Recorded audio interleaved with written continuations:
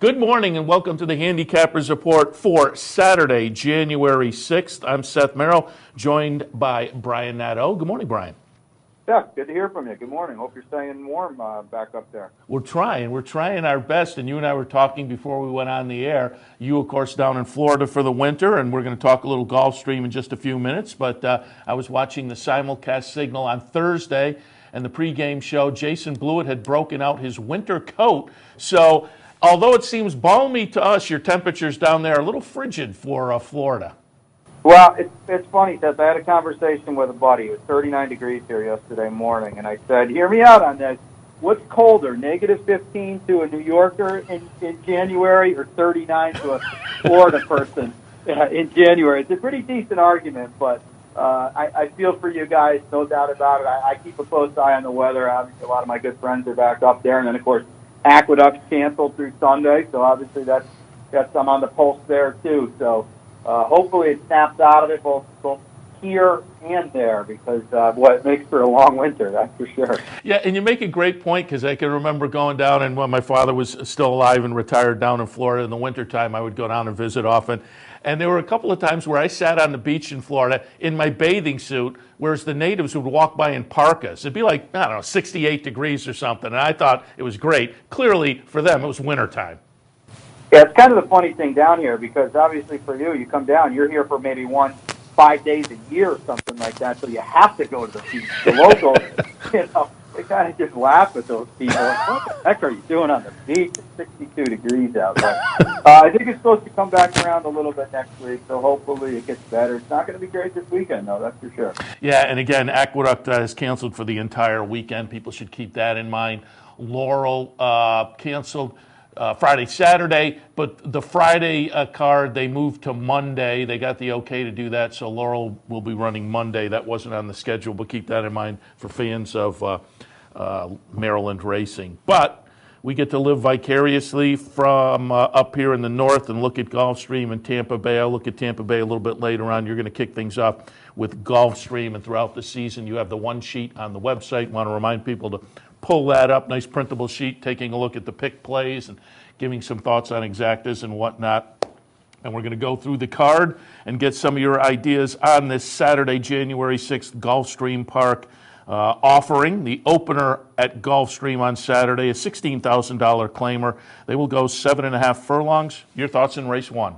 Yeah, Seth, first of all, I should have mentioned it earlier. The good news is down here, the rain, there doesn't look to be any rain for the rest of the weekend. So I know the track, they were off the turf and sloppy the other day, and the main track started out with a little moisture yesterday. So keep that in mind, folks, when you're handicapping. It looks fast and firm for the remainder of the weekend, which is good. In the opener, tough one here, 1-8-10 for me. I've got Weezy Gone Gray, and we're going to see a lot of these 7.5 furlongs to a mile races on the turf, and folks really have to take note.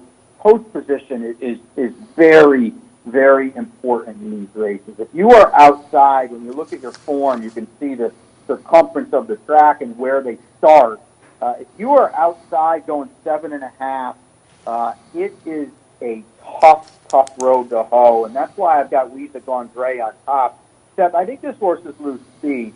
There is some pace to the outside, but again, like I said, horses like Fox Rocks and Tail of Fancy are going to lose a lot of ground with that quick run in the first turn. Edgar Diaz knows what to do with this one. He's ridden them the last, 5 times. This horse will be on the lead, the shortest path around. I'm going to just hope he forgets to stop at fair price in here.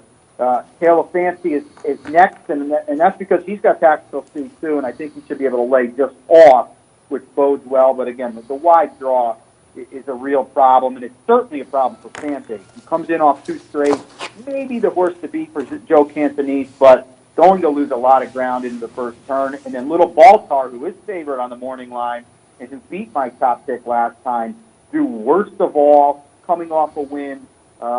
I don't want to take too short of a price on this horse, Seth. We start at pick 5 here. I'd probably use them all, but I'd tread very, very lightly if you're seeing either the 10 or the 11 off those post positions. All right, let's move on to race number 2, Gulfstream on Saturday afternoon, an optional claimer starter allowance, both at the $50,000 level. Again, 7.5 on the grass, and just a reminder, 7.5 on the grass down there is a 2-turn event. Yeah, and that's a good point, Seth, too, because that plays into what I mentioned in the first race about post position. And folks, just keep in mind, I'm going to read these selections as they're going to appear on the one sheet. And you can check my Twitter account on race day. I'll give updates if there's any scratches or anything like that. Find me on Twitter. I'll update the scratches and change them accordingly. But it's 1-6 are the A's, 3-7-8 are the B's.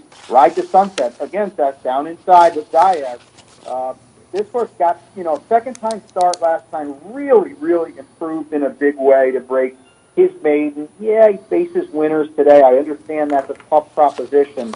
But some of the favorites, Royal Holiday and Alien Invasion, are drawn outside at short prices. Ride to the Sunset's going to save all the ground, has a good jockey in Diaz. 1-for-1 over the course. I think that's beneficial too. Carlos brought this horse down, Carlos Martin, to run on the turf. He looked good doing it last time at a fair price. I'll put him on top in here. Coming in underneath for second. Fourth, Pro Sports at a big number last time with a big number. I know you like the Buyers. This horse got the highest last race buyer at 71. Tactical enough to work out a trip. If you draw a line through the stakes race, two back. I mean, his form is really solid. Fits with these on numbers. Obviously, the 55-1 is long gone tomorrow, or today, I should say. But he should still be fair price. I'll put him in second. And Wicked Boy down inside on the drop, and then certainly Royal Holiday and Alien Invasion. But again, I don't want to take too short a price on runners drawn outside going 7.5. All right, let's move on to race 3, which kicks off the stakes action on Saturday afternoon. A race for 3-year-olds which have never won a sweepstakes. These are always kind of fun races. The Limehouse, $75,000, 3/4 of a mile in race 3. Yeah, the fun races, and this is a tough race, Seth. And I've just got it straight 3-5 to the hoop. I'll put Pivot on top. Kevin Attard brings down a relatively select stable as Woodbine's closed in the fall. Over the winter, it's closed. This runner did very well in some tough spots up there at Woodbine against some good stakes runners, good fields. The worst effort showing was the fourth place finish in the 2-turn Grade 3 Gray. So if you get by that, he fits in here. Jose Ortiz is named. I love that. Obviously an unknown on the main track stuff because all those runs at Woodbine, of course, were on the Tapeta. But he's bred for the main track, especially on the bottom, out of an elusive quality mare. And boy, those two Gulfstream work on the 23rd and the 30th. Really scream ready that he's going to like this main track. Jose's here, kind of says it's go time today. I'm going to put him on top. It's a very, very modest field. I've got Empire Power underneath. I thought he ran pretty well last time, getting back to a fast main track. Just missed the win. Well clear of the third place finisher. We're drawn outside attack post in a race filled with speed. That's another reason why I like Piven, because I think he's got a rating gear in here too. It's just 3-5 for me, Seth. I know Red Can has some decent runs, but his best was on turf last time, and he's going to be hard-pressed to wire this field. Acor, the 2-horse, is going to be pressing the whole way. I don't really see anyone lasting on the lead in here. Another reason why I think Piven's the good. All right, let's move on to race number 4. It is a plain vanilla claimer, the $16,000 level. They're again on the grass at 7.5 furlongs. Yeah, I'm going to try for an upset here, Seth. 6-5 for the A's, 3-1 for the B's. Starship Rocky gets a big break in post this time. He was drawn wide last time behind Little Baltar, who I mentioned in the opener. So tab him to see how he does to maybe flatter the form a little bit of Starship Rocky. He draws much better today. He doesn't have to be as far back as he was last time. His last two numbers on turf were very solid, and he should be a good price. So I'm going to put him on top based on that draw today. Sportscaster, to me, is the horse to beat. A class drop for Romans, a couple wins here. His best is much better than the rest of these in here. So I think he is the horse to beat. What power, a little bit inside for Vitali, who's off to a sharp start, lures Irad today. And Irad's now down riding here starting today, Friday. As we tape this, Irad is down here for the rest of the meet with the cold weather and the cancellations in New York. They kind of had enough of it. So I think that'll boost this guy's form here. What power. But, you're going to have to take an underlaid price on the class drop. And then I think those are the three sets. You go outside the Modern Tail. But Jose's done really well with Elizabeth Doble, 5 for 7. But this is just a terrible draw. The reclaim work, I like that. But from way outside, I've got to play against this one. 6-5 followed by 3-1. All right, we get back to stakes action. This is the girls with one of those restricted stakes for 3-year-old fillies, which have never won a sweepstakes. The Glitter Woman, it's for $75,000. Race 5, they're going to again go 6 furlongs. Yeah, and it's a lot like this. It's the brother race in race 3, the Limehouse, and now everybody in here looks like they want to go to the front. And that screams to me pace meltdown, and that's why I went outside the Foxtrot Sally. 2 turns last time from a bad draw. We can draw a line through that. With the run 2 back in the Rags to Riches was a very good third in a very fast race.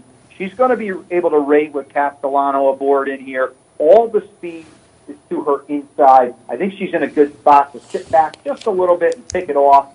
The unknown, the wild card, is 11 for Jimmy Jerkins. Jose Ortiz is here. This horse freaked in the slop at Aqueduct to break her maiden on debut. Obviously an unknown on a fast main track, but boy, she sure did look good on debut. And I would think that drawing outside is going to allow her maybe to rate just a smidge. So she faces, kind of gets the acid tested here. And it's worth noting she was 11-1 in a 6-horse field. So, maybe tread lightly. You're probably going to have to take a short price on 11. I think she's a big player. I'm not going to put her on top, but I think she has a big say in here. And then Cicatrix, I guess we'll call her, wired in fast time for Ian Wilson. That's very noteworthy because Ian never, ever wins at first asking. And this gal is 5-1 in a 10-horse field set.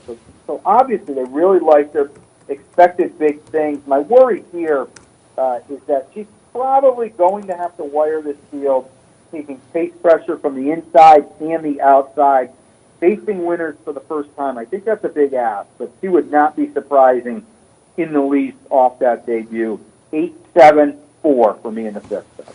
All right, race number 6 before we take our break. And the notable part about race number 6, it kicks off the Rainbow 6. As we take this on Friday, there's still a carryover on Friday. We'll have to see if it gets picked up. But Friday's carryover over $1 million. Have you been jumping in on the Rainbow 6 at all? I said this earlier this week. Normally, about $500,000 I'll jump in because the consolation can pay $1,200 or $1,500 if it's kind of logical. And at 20 cents, you can put together a pretty good ticket and have some coverage for 40 or 50 or $60. But whereas I was enamored with this bet a couple of years ago, now not so much. I really picked my spots, and it's funny. It's a conundrum because on a race-by-race basis, I'm happier, but on a horizontal play, not so much because of the field size down at Gulfstream, which is huge. And so you wind up with 4 or 5 or 6 horses in a lot of races that you can make cases for. And as I say, on a race-by-race basis, that's great, and I love it. As an exacta player, it can make for some real value there. But it is tough to string together 6 of those kind of races on a card. So I really picked my spots for the Rainbow now. Yeah, it's getting to that time, Seth. We're over $1 million. I think they put $350 into it yesterday with fresh new money. I actually did yesterday for the first time. I've been on hiatus a little bit after the Breeders' Cup. I did dip in yesterday, but, I'm like you, and I've said it all along, and you've said it all along, too. I'm playing, I think yesterday my ticket was $21.60, and I went 4 of 6. I'm playing 20 to 40 to 100 to try to hit for 1,200 or something like that. I'm not naive enough or hard-headed enough or arrogant enough for that matter to think I'm going to be the guy that's going to sweep this thing. That's folly. So I try to turn a little bit into a good score. I played it yesterday. I will dabble with it on days when I think it's hittable on a modest ticket. I did that yesterday. Saturday, it's going to be tough, as I'm going to get to in a split second here in race 6. I'm 5 deep in here. I could use more. It's going to be tough. My personal feeling, and I think you'll probably agree with this, I think there's a lot of gray area. After $80 to $100, to me, it gets to that point where you could put 600 in and still not have a great chance. So that's when I sit out. I'm going to play a little bit today, being Friday. Tomorrow, I'm not so sure. It looks a little tougher, but it's a good segue into the 6th race because, as you said, we started off here. The pool's huge, and that's why I'm spreading here. It's that kind of race. A's 4-3, B's 10-11-8. A total stab at slot receiver. I have a lot of respect for Alan Goldberg. I think he does a great job with the JFB, the Colts Neck Stables. of Richard Santulli. And slot receiver, this is a turf race without a lot of pedigree, but slot receiver's got a little bit of it. He's by Medaglia d'Oro, and he's kin to St. Louis. He's a pretty useful, solid fringe stake source, listed stake source on the NYRA circuit. Slot receiver is kin to him. Zayas is here for the debut. They've won together before. The works here are pretty solid, especially the 12-14 and obviously the 12-30 work. Draws inside. I like that. The proven runners certainly are not much. I'm going to put slot receiver on top. It's a total stab detriment down inside. The son of Tappet, Jose Ortiz is here. Cassie, obviously, we know how good he is. But they're 0 for 14 together. I think that's a little noteworthy. He doesn't put him on a lot of horses. So detriment being a son of Tappet, he'll get bet. I think he can definitely run well in here. The favorite is outside Funny Duck. And you know what? If he runs back to the Churchill race last time, he probably wins this if the firsters aren't much. But again, the post position going a mile out wide is a real problem. So while I think he's a must-use, I wouldn't want too short of a price. Same goes with the Presidency from farther outside. 2 decent runs at Belmont and Aqueduct should like this group a little bit better, but wide draw. And then Mufasa for Todd. Castellano is here.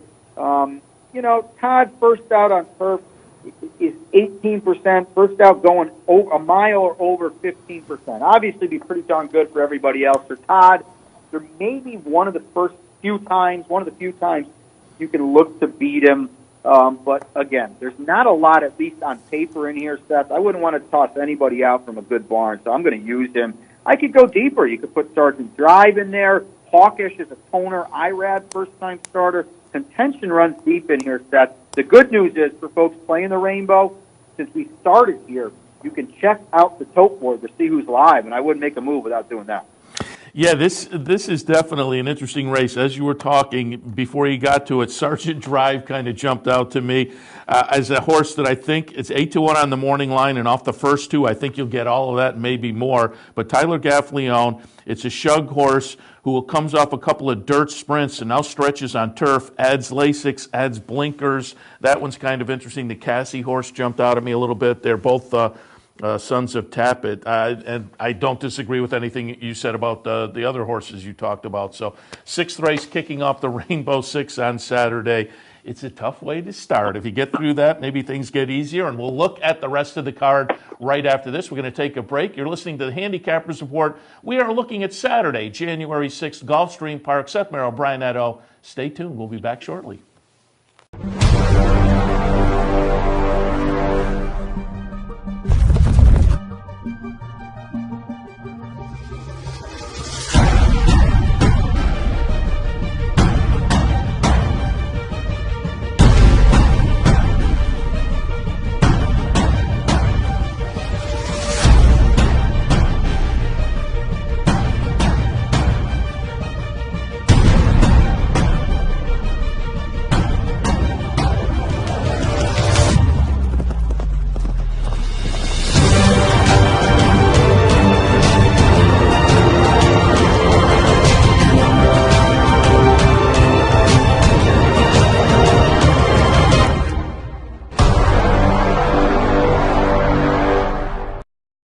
Welcome back to the Handicappers Report here on Capital OTB TV and via podcast. Seth Merrill, Brian Edo, looking at the Saturday, January 6th card. We will continue our look at Gulfstream Park for Saturday afternoon. Continuing race number 7, the stakes action again in the Kitten's Joy. One of my favorite subdivisions. Brian, I probably talked about it with you. I love the 3-year-olds on the turf. I think over the past 5 or 6 years, there's been maybe 1 year, it was two seasons ago now, I think that was a little dull maybe, but usually it's really competitive, and there are a lot of great 3-year-old turf stakes races in the country that bring these horses together time and again, and this kind of kicks things off. Kitten's Joy here the first week in January for the 3-year-olds on the turf down at Gulfstream, going 7.5 furlongs.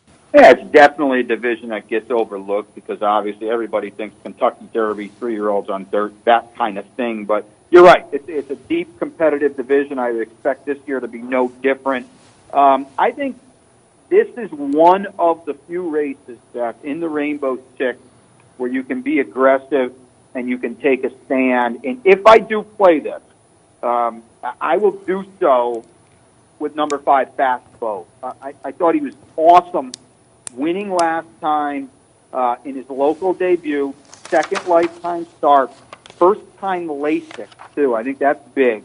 And so if you just look at him off that body of work, he's going to be heck to pay in here. I love the fact he's got a win over the course. He just blew the field away last time. The runner-up solid was 6 lengths clear of third. That to me screams like it was a great effort.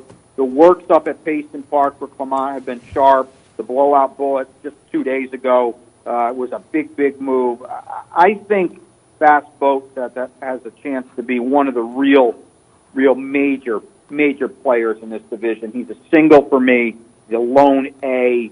Power of Attorney is a little bit of a wild card. He got to the turf last time for Kieran in Stone Street, and he really blew up, and he forgot to stop. The worry I have today is he ran so slow on the lead last time, Seth. I don't know where he shakes out today because probably the morning line favorite, Flame Away, down inside is going to be loose in here. I mean, he was pressing 46-4 in the Breeders' Cup Juvenile Turf at Del Mar and was doing the same, in a few sprints too. So being that was his 2-turn debut on the turf, and that he's inside, I expect him to be on the lead in here.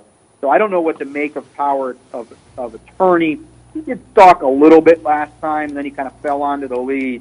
I'm going to put him second, Flame Away down inside for third. I don't know if I'll say I don't trust this horse, Seth, but I think he was flattered a little bit by the fact that they all kind of hit the line together in the juvenile turf, and I think that happens a lot in turf races.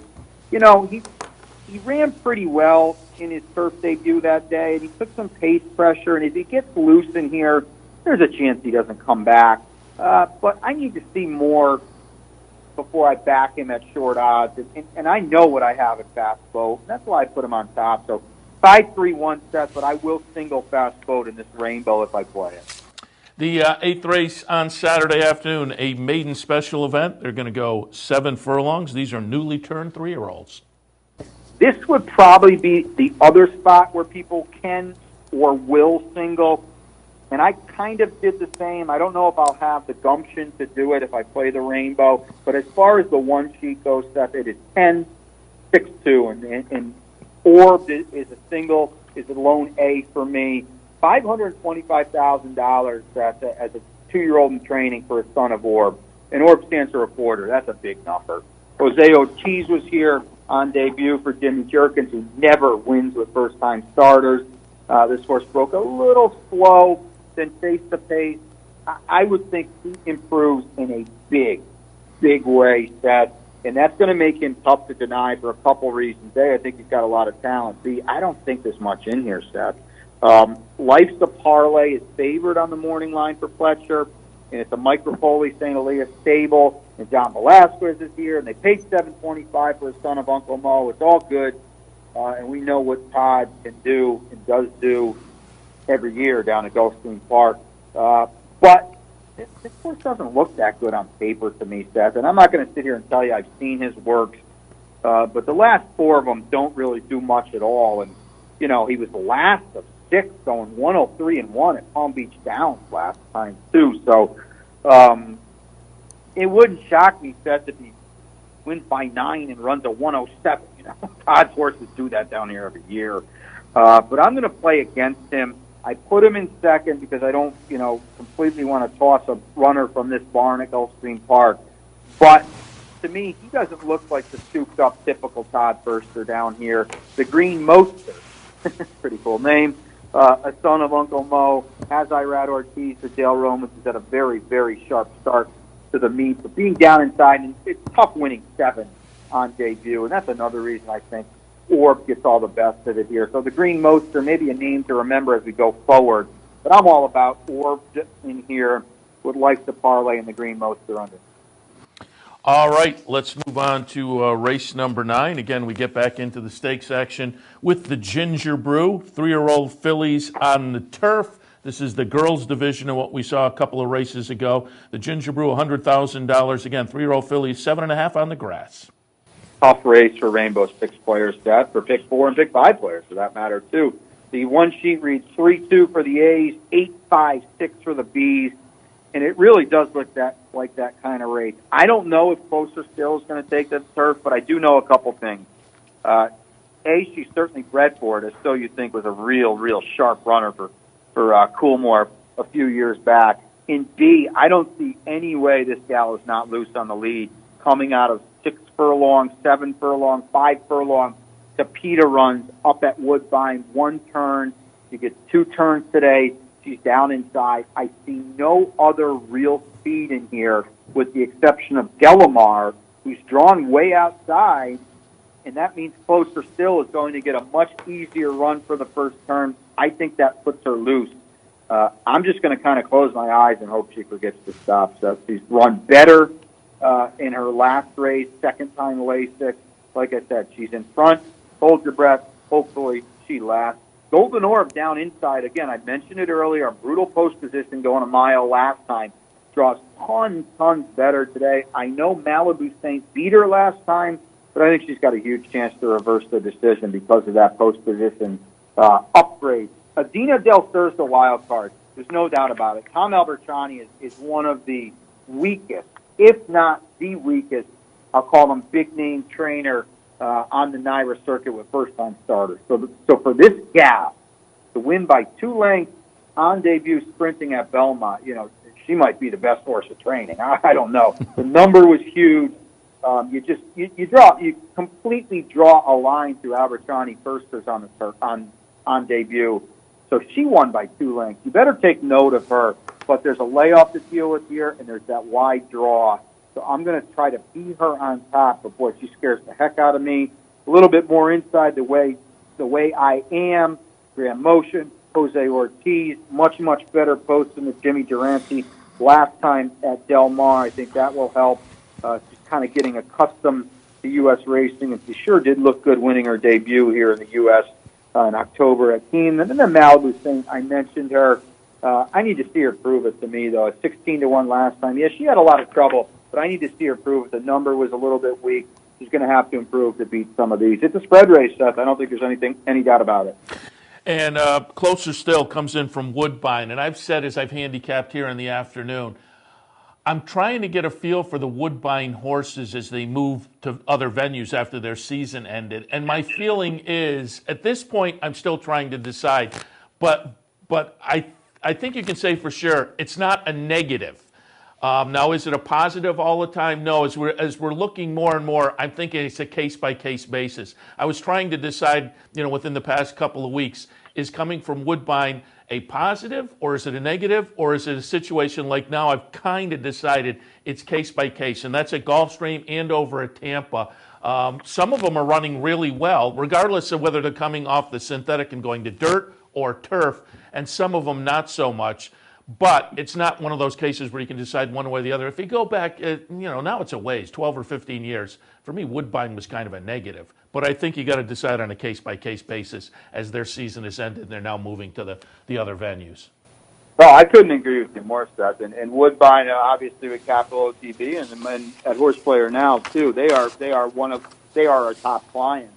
And I cover Woodbine on a daily basis, year in and year out. I know you've done some work with it too. Certainly, our friends back home know all about Woodbine, and I couldn't agree with you more, Seth. It is a very, very solid, competitive circuit. And to boost your point that much more, we're talking about a lot of Woodbine horses today that are running on turf too. So, it's not the end-all, be-all, but Tapita to turf is a lot easier on the handicapping eyes than dirt to turf, because that's more of an unknown. So I agree. If folks are downgrading Woodbine, I would be very, very careful with that, because there's a lot of quality up there with the barns they have. And the other thing too, Seth, and this is a good one too, the horses that are here, meaning at Gulfstream, are horses, the Attards, the Nick Gonzalez's, the Roger Atfields, the Cassies of the world, brought down because they think they can handle it. They think they can handle the running, the competition. There's a lot of horses right now sitting outside of Toronto freezing their butts off because their trainers didn't bring them down, or they're at Tampa Bay down.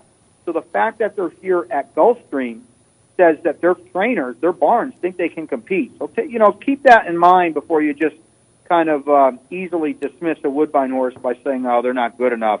That is definitely, at least in my point of view, and I think, Seth, you too, it's not the case. So keep that in mind. So I agree, Seth. I think it's a very good point. Yeah, some of them have run very, very well. Certainly, as I say, not only Gulfstream, but over at Tampa as well. All right, Gulfstream's 10th race on Saturday afternoon. The Mucho Macho Man out in Southern California, the Sham on Saturday afternoon. We're kind of kicking off that first, the baby steps on potentially the Kentucky Derby Trail. 3-year-olds in the Mucho Macho Man, $100,000 up for grabs. They will go the one-turn mile. Your thoughts in race 10? Yeah, and it's pretty interesting, Seth, as you mentioned. We kind of kicked things off the path to the Florida Derby. There are two major horses in here. Mask for Chad and Dak Attack for Dale Roman, who has held this horse in very, very high regard. And the Albaugh family stable, they do not miss. So I think it's pretty interesting that these two colts start out this early in the year. Because it's a long, long way out from the Kentucky Derby. But you've got to see what they've got. I've got it straight 6-3. Mask's debut was awesome. It was fast.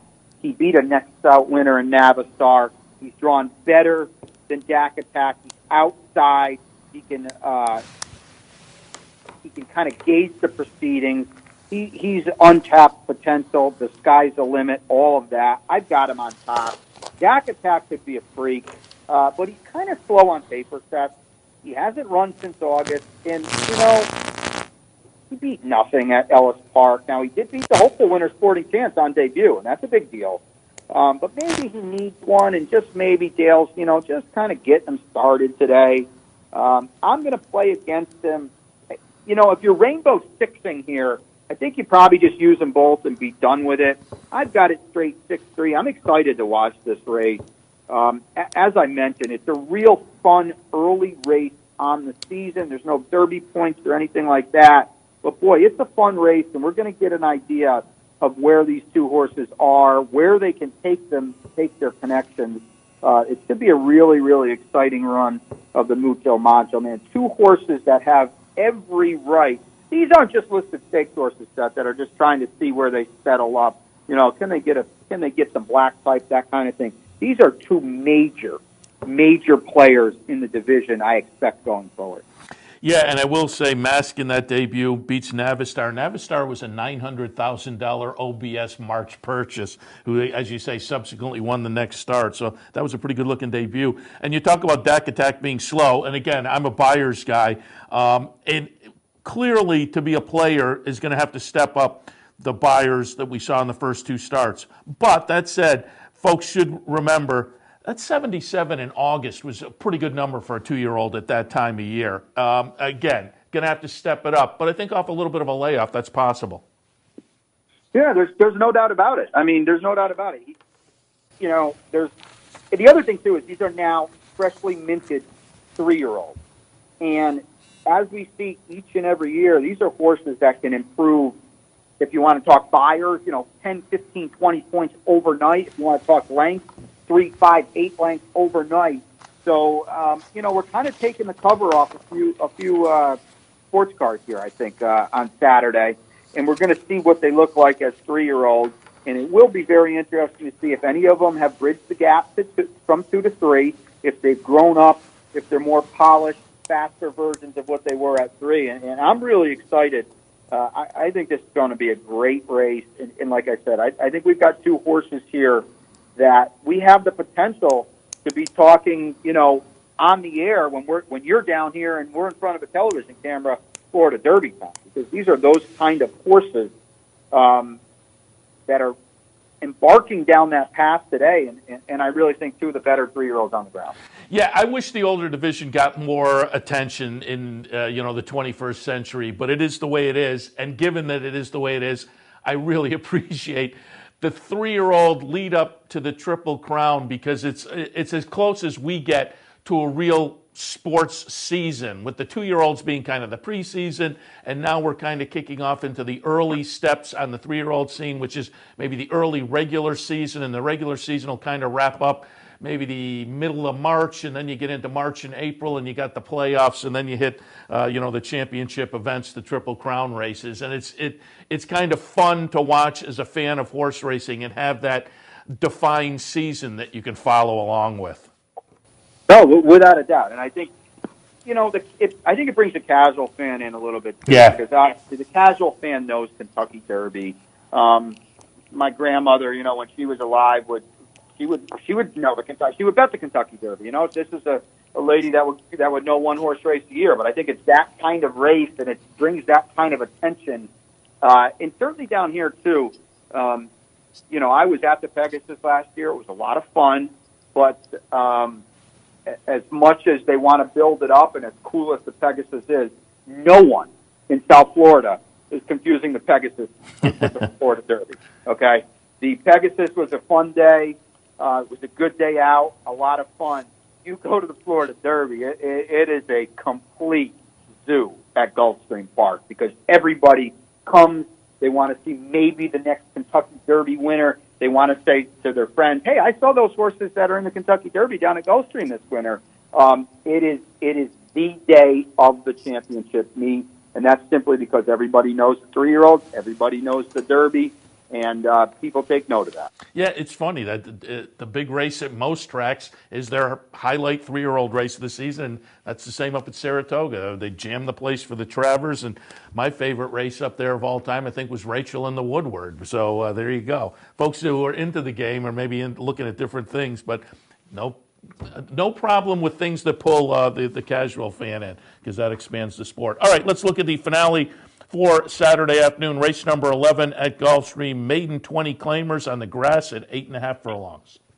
Yeah, I'm going to take a stab here, Seth, because you look through this field, and first and foremost, how the heck are you supposed to trust anyone in here? They're all slow on paper. They all have mixed form.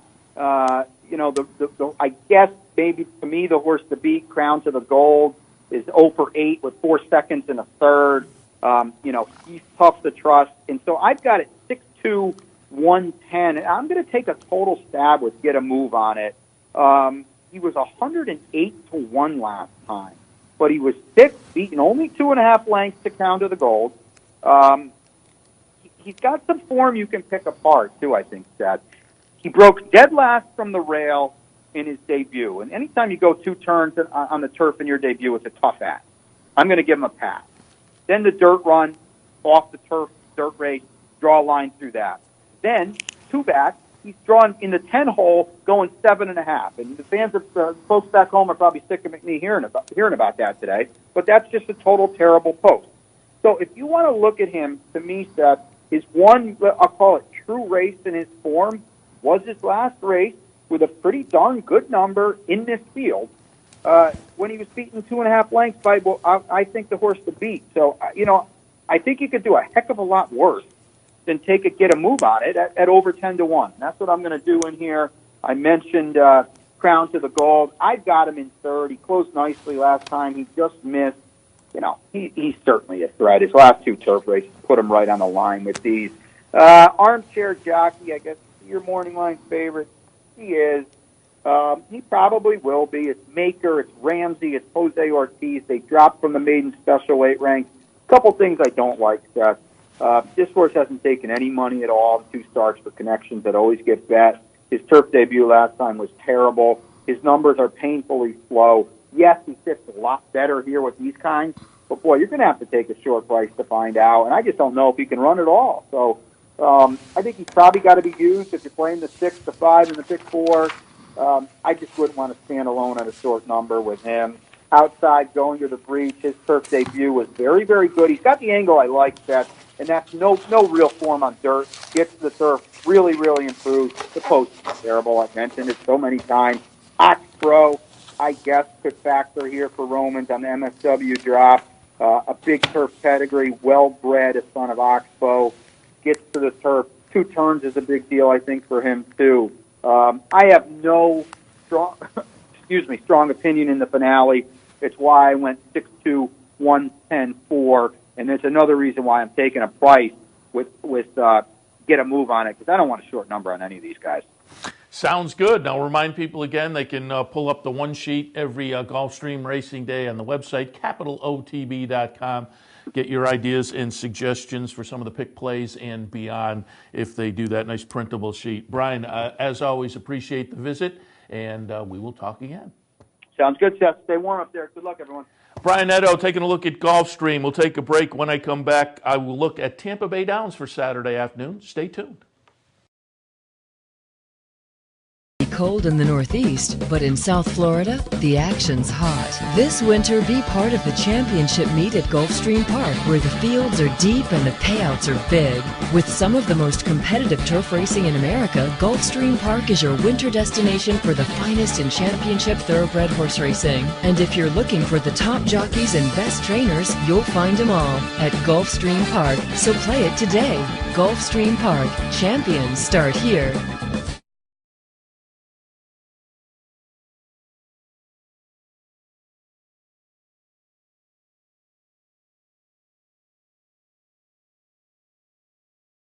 Welcome back to the Handicappers Report. I'm Seth Merrill. We will be looking at Tampa Bay Downs for Saturday afternoon, January 6th, here on Capital OTB TV. And also, you can pull us up via the podcast link on capitalotb.com. The opener at Tampa on Saturday, an $8,000 conditional claimer, 5.5 furlongs the trip. For me, 2, 4, 6, and 1. I put Greeley is back on top. Claimed, goes out for owner-trainer Justin Johns. Claimed for $8,000, comes back for $8,000, showed some speed last time, dropped to that level. And again, showed some speed and was leading before getting caught. I just think this horse, with that race under the belt, the first time down at this level, may be live to get it done, particularly given the back numbers that stack up really well with this particular bunch this afternoon. So Greeley is back, the number 2 in the top spot. Abbey in the second spot. Pretty good win. 8,000 non-winners at 2 last time. Sometimes they'll take a start to kind of figure out the next condition up. But this horse just seems to be in good, improving form right now. It won't surprise me if we get a very good effort despite the move to the next condition. And Opidum, the 6th horse in the 3rd spot. A little bit of a pace play. Dropped to this level last time. Like the top pick, showed some speed and faded a little bit late in the race. But with that early speed from the outside, could be very, very dangerous with Ronnie Allen on board. In the opener at Tampa on Saturday afternoon, 2, 4, 6, and 1. Second race is a calendar condition 5 claimer, 1.40 miles the trip. 4, 6, 7, and 2. The number 4 is Friends with K-Mill. Gerald Bennett trains, clearly a higher percentage trainer down there at Tampa Bay. Claimed this horse 2 back. Put in an okay effort off the claim. I think if you look overall at the numbers, they stack up pretty well with this field. So I'm going to give this one another little shot. Second time off the claim. You know, the first time off the claim was okay. It wasn't great. There was a little bit of a fade late.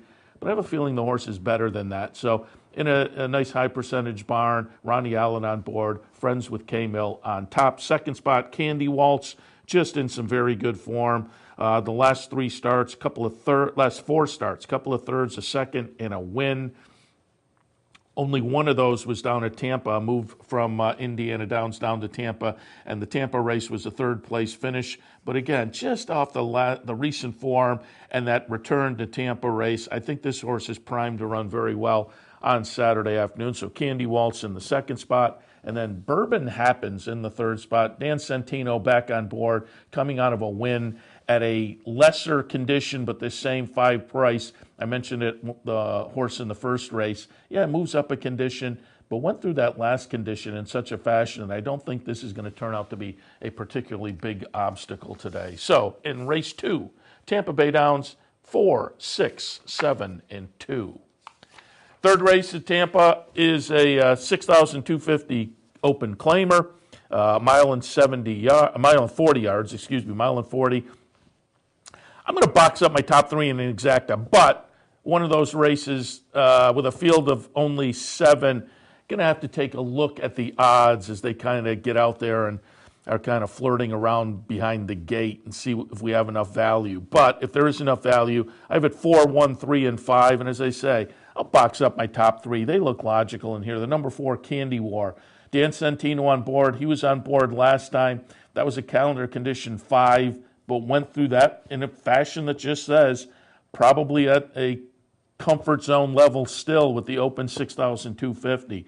So off of the last race, Candy War looks logical. Get a Room, also in some good form off of the last race. Had a September to December layoff from Gulfstream to Tampa, but the return race I thought was okay. And again, should have this horse primed to move forward. Also gets a little touch of class relief.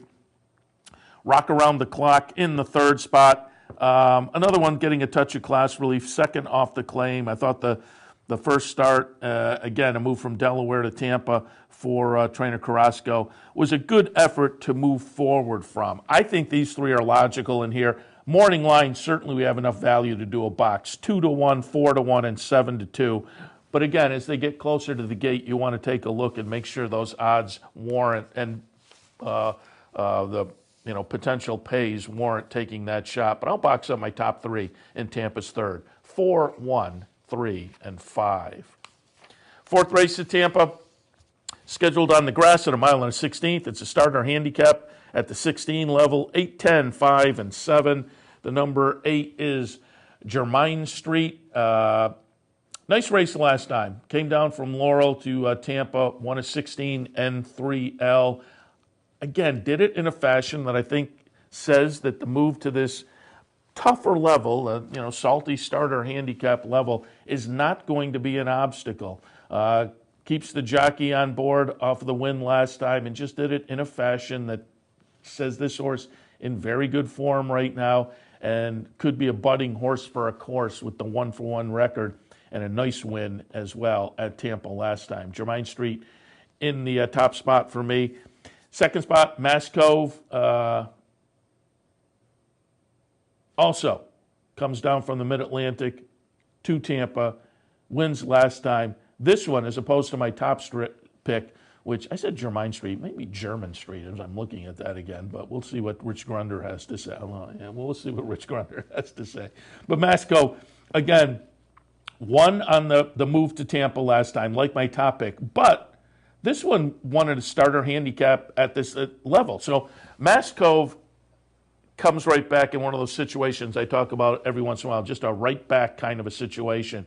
Won a very similar event last time. Why not right back again today? Completely logical. Publicist in the 3rd spot. It's Avil Racing, based down there on the west coast of Florida. Ralph Zaidi trains. This horse came over from the east coast of Florida to win a nice 16 claimer at Tampa last time. My top 3 all coming off of nice wins last time at Tampa, all seem to be in good form, seem to fit in this field in the 4th at Tampa, 8, 10, 5, and 7. 5th race at Tampa on Saturday afternoon, a $7,000 to $8,000 maiden claimer, 6.5 furlongs, 7, 8, 4, and 2. Cootie Alert. Daniel Santino on board. There were some back numbers. The last race doesn't get my juices flowing particularly, but the race 2 back and some numbers under that I think are good enough in a weak field to kind of hang your hat on Cootie Alert. But the last race does maybe offer some question marks, albeit with maybe a little bit of traffic. So we'll maybe give that one a pass, draw a line through it, and hope to get to what we saw 2 starts back. First showing has numbers that are just a little bit lighter than what we saw 2 back from Cootie Alert. So first showing, I think, is going to be live in this group, and Deference in the 3rd spot. I think if you go back to the last dirt race, that was back in August, but that was a number that was good enough to compete in this 5th at Tampa. 5th race at Tampa then, 7, 8, 4, and 2. That'll bring us to our last break of the hour. Stay tuned. The Handicappers Report will continue after this.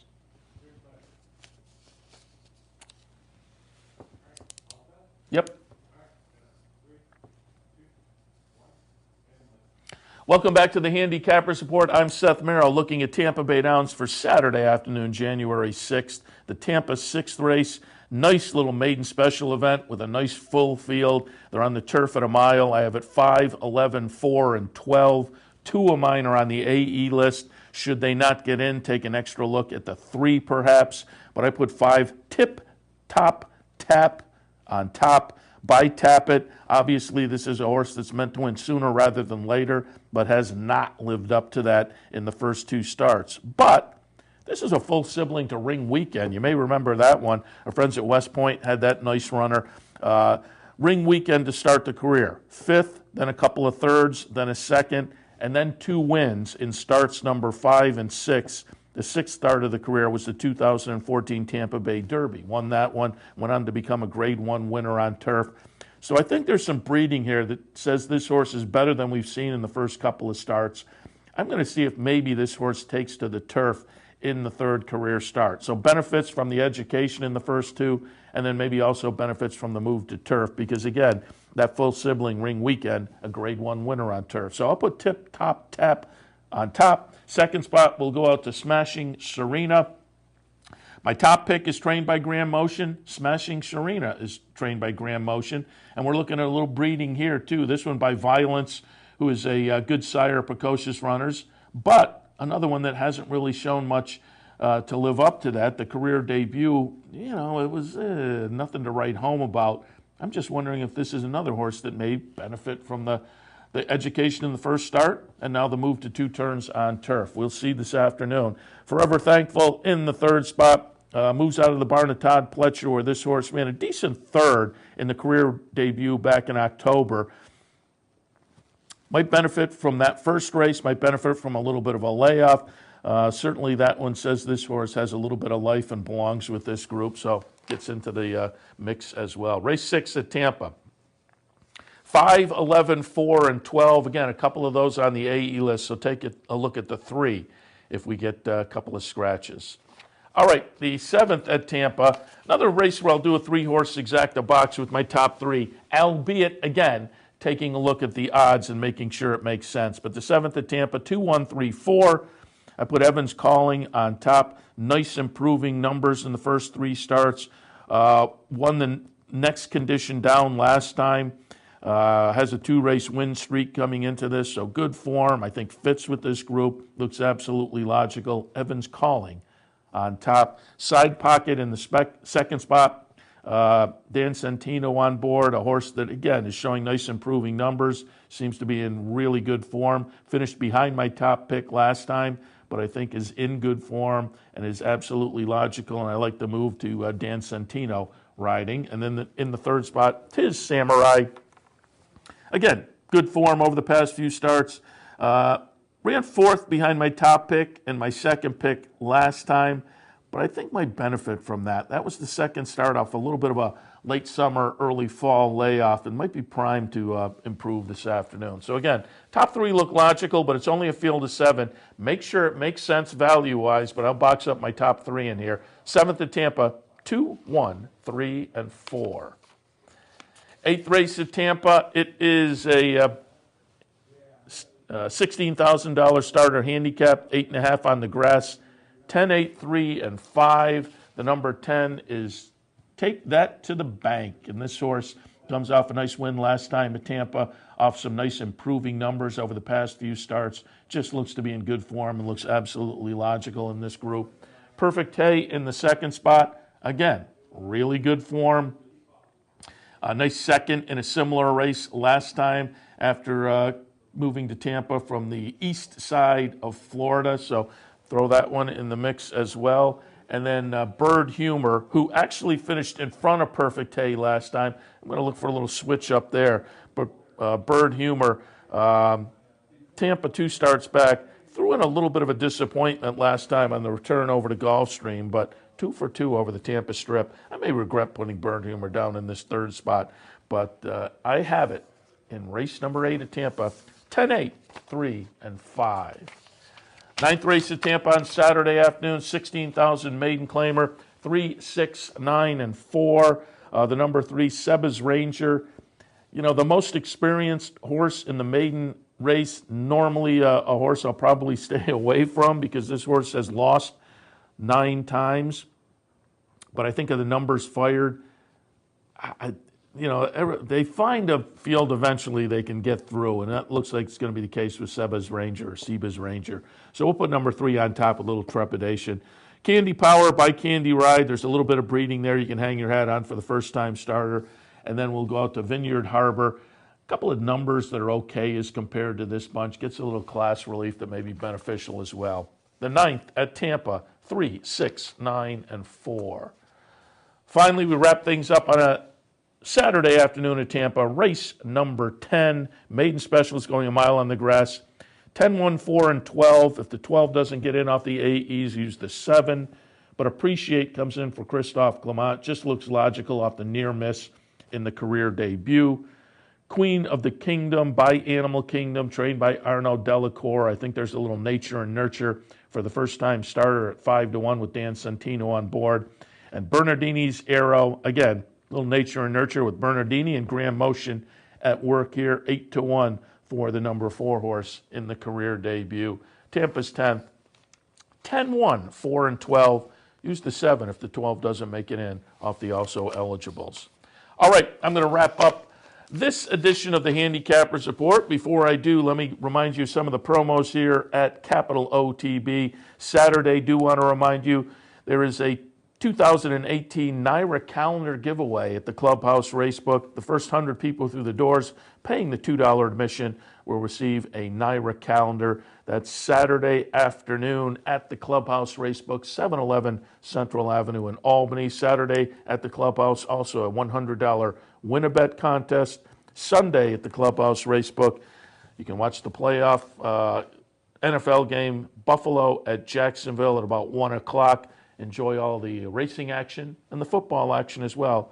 Clubhouse Racebook, 711 Central Avenue in Albany. All right, I'm going to wrap things up for this edition of the Handicappers Report, again, here on Capital OTB TV, but you can also catch us via the podcast link on capitalotb.com. I'm Seth Merrill. Earlier in the show, we were joined by Brian Addo. Good luck. We'll see you again.